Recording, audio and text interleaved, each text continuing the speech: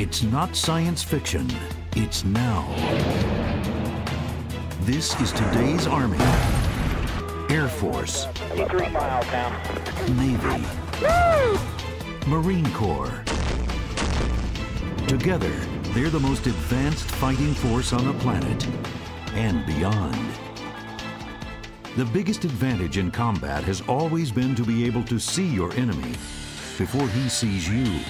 Today, that means orbiting surveillance satellites capable of reading the license number on a vehicle 500 miles below, or goggles that can amplify the light of a star thousands of times and turn night into day. Tight formation coming in. It means a pilot sitting in a control room in New Mexico can track down an enemy on the other side of the world, and if necessary, lock up target 5, eliminate them. 2, 1, impact. New technologies have enormously enhanced our ability to see the enemy first.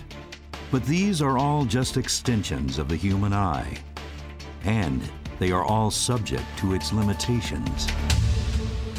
Right now, 45% of everyone in the Air Force is nearsighted and needs corrective lenses in order to do their job. Perfect. Colonel Charles Riley is an ophthalmic surgeon and consultant to the Air Force Surgeon General for refractive surgery. We're looking at enhancing the human weapons system. Over the past decade, Dr. Riley and other military surgeons have been using laser vision correction to enhance the vision of hundreds of thousands of soldiers, sailors, and airmen. Never saw that before on Lasik. We talk about upgrading our avionics in an airplane so they can see out further, see the bad guys sooner. Well, that's what we're doing with our laser for the human weapon system. The most important weapon system in the cockpit is that human.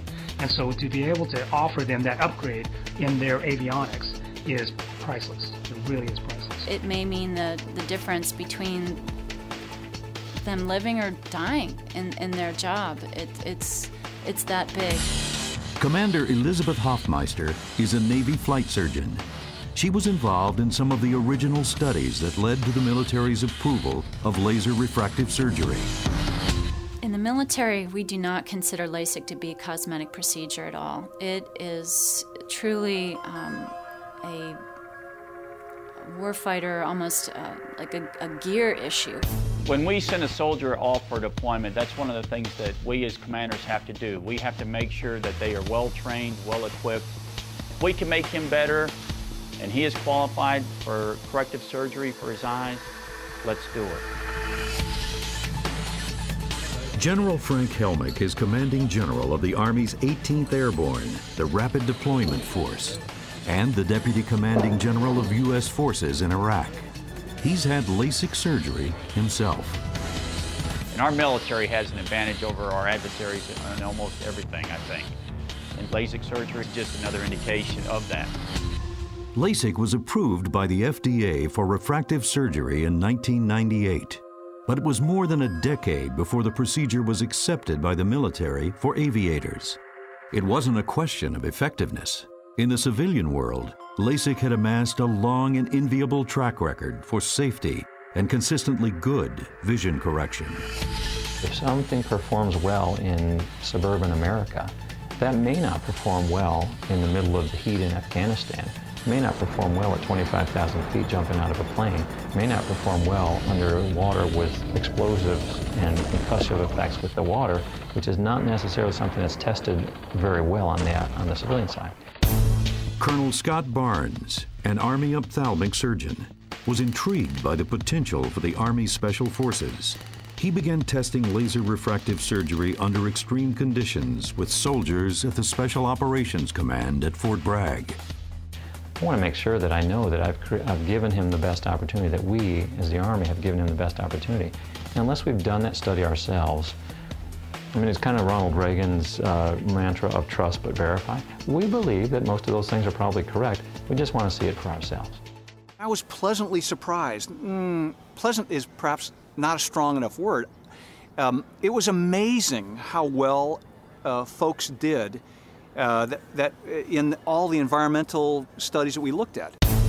Dr. Steve Schallhorn is considered to be the founder of the military's refractive surgery program. As a former Navy Top Gun pilot, instructor, and ophthalmologist, Schalhorn was in an ideal position to see the potential and the problems. Before we'd even consider doing something that could affect their vision, we want to make sure that procedure is safe and effective. It's in all of our interest to do that. And that's why we spent years and years, study after study, looking at how safe and effective this is in the environment that our folks have to go into. He spent nearly 10 years putting laser eye surgery through every test he could come up with. We looked at performance before and after we did laser vision correction. And what did we find? Better performance after laser vision correction. Well, better is a good thing, and that's why I was like, dude, this is pretty darn awesome. And all the studies lined up very similar to that. The results that we've been seeing with our aviation study have been phenomenal. Captain David Tanzer, also a Navy eye surgeon, worked with Schalhorn on a number of studies, concentrating on naval aviators. In 2004, he began testing wavefront analysis, a new diagnostic technology. Wavefront could identify the slightest flaws in the eye's optics and then guide a laser to correct each of those defects. With the addition of wavefront analysis, Captain Tanzer and other military researchers found Lasik could routinely produce supervision well beyond what's considered normal. It's not 2020. It's not even 2016. It's 2012. It's 2 lines better than 2020.